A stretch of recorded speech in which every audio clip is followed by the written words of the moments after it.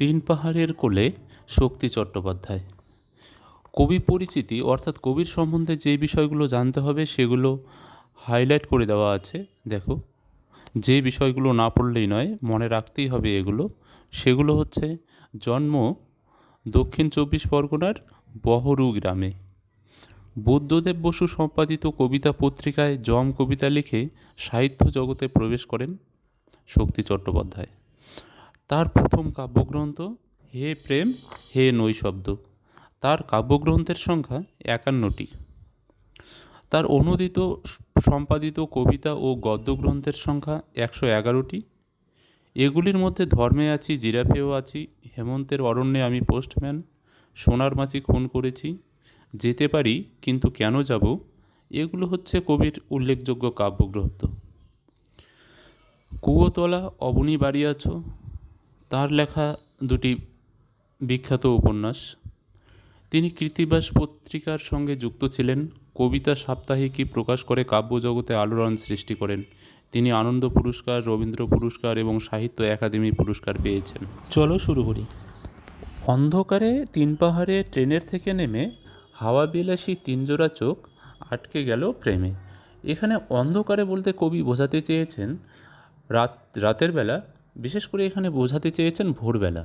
তিন পাহাড়ে বলতে ঝাড়খণ্ড রাজ্যের সাহেবগঞ্জ জেলায় অবস্থিত এই তিন পাহাড়টির নাম হচ্ছে, বা তিনটি পাহাড়ের নাম হচ্ছে বালামো বা টুংরি, শিকরা ও কপিলা। এই তিন পাহাড়ের মাঝখানে যে স্টেশন, সেই স্টেশনে ট্রেনের থেকে রাতের বেলা নেমে তারপর দেখো লাইন, হাওয়া বিলাসী তিনজোড়া চোখ আটকে গেল প্রেমে। হাওয়া বিলাসী কথাটার অর্থ হচ্ছে ভ্রমণ পিপাসু। তিনজোড়া চোখ বলতে এখানে বোঝানো হচ্ছে কবি এবং তার দুজন বন্ধুর চোখকে।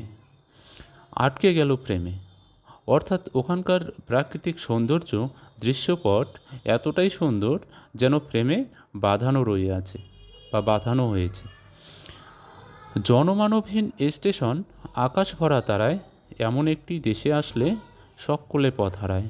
ওখানে যেহেতু কবি রাতের বেলা গিয়ে প্রবেশ করেছেন বা রাতের বেলা ট্রেনের থেকে নেমেছেন, এই জন্য ওই স্টেশন তখন জনমানবহীন, অর্থাৎ লোকজন ছিল না। ওখান থেকে যে আকাশ দেখা যাচ্ছে, সেই আকাশ হচ্ছে তারায় একদম ভরা। এমন একটি দেশে আসলে সকলে পথ হারায়। এমন প্রাকৃতিক সৌন্দর্য অঞ্চলে গেলে সকল মানুষেরই পথ হারিয়ে যায়। এখানে সকলে বলতে কবি সবার কথা জোর দিয়ে বলতে চেয়েছেন। তারপর দেখো, পথ হারিয়ে যায় যেদিকে সেদিকে পথ আছেই, ঝর্ণা কাদর টিলা পাথর বনভূমির কাছেই। এখানে ভ্রমণ পিপাসু কবি তিন পাহাড়ের প্রাকৃতিক সৌন্দর্যে মুগ্ধ হয়ে যেন পথ হারিয়ে ফেলেছেন। আসলে কবি বোঝাতে চেয়েছেন এমন সৌন্দর্যমণ্ডিত এলাকায় নির্দিষ্ট কোনো পথের প্রয়োজন হয় না। পরের লাইন দেখো, ঝর্ণা কাদর টিলা পাথর বনভূমির কাছে। এখানে ঝর্ণা মানে স্রোতস্বিনী, আর কাদর মানে হচ্ছে পাহাড়ের গুহা বা ছোট জলাশয়, টিলা মানে ছোট ছোট পাহাড়। তো কবি এখানে বোঝাতে চেয়েছেন যে বনভূমির কাছেই ঝর্ণা, কাদর অর্থাৎ ছোট ছোট জলাশয় বা গুহা, এবং টিলা বা ছোট ছোট পাহাড় বা পাথর বা প্রস্তরখণ্ড, এগুলো ওখানে বনভূমির কাছেই রয়েছে। তারপরের লাইন, বনভূমির ওপারে কোন মনোভূমির দয়। বনভূমি কথাটার অর্থ হচ্ছে বন বেষ্টিত ভূমি, তার ওপারেই কোনো মনোভূমির দয়। অর্থাৎ মনোভূমি বলতে এখানে মনের কল্পনার জগৎকে বোঝানো হয় বা বোঝানো হয়েছে।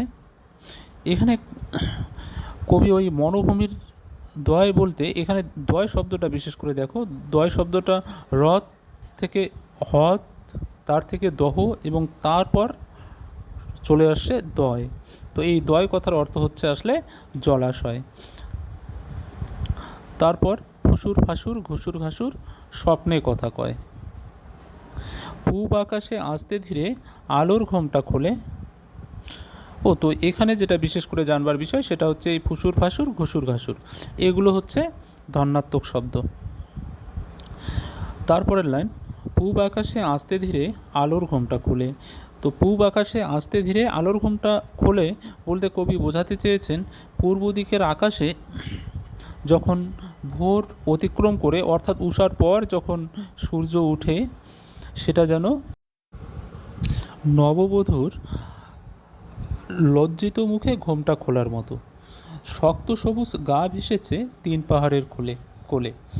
শক্ত সবুজ গা ভেসেছে, শক্ত বলতে হচ্ছে যেহেতু ঝাড়খণ্ড অঞ্চলের তিন পাহাড়ের কথা বলা হচ্ছে, তো ওখানে যেহেতু পাথুরে এলাকা, এই জন্যই ওখানকার গ্রামগুলি বা মাটিগুলি হচ্ছে শক্ত, এবং ওখানকার যে গ্রাম সেটাকে কবি শক্ত সবুজ উপমা দিয়ে ব্যাখ্যা করেছেন বা বোঝাতে চেয়েছেন যে ওখানকার গ্রামগুলি শক্ত, মাটিগুলি শক্ত ঠিক আছে, কিন্তু শক্ত হলেও তিন পাহাড়ের যে কোল বা তিন পাহাড় অধ্যুষিত যে অঞ্চল, সেগুলো কিন্তু সবুজ গাছগাছালিতে ভর্তি।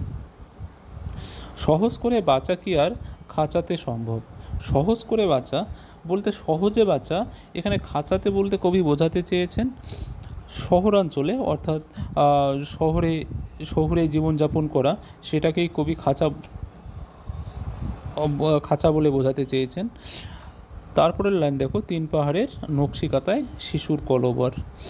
তিন পাহাড়ের নকশিকাতা তো আমরা জানি, নকশিকাতা যে কবিতাটা পড়ছিলাম, সবাই পড়ছিলাম আমরা, এবং নকশিকাতা বলতে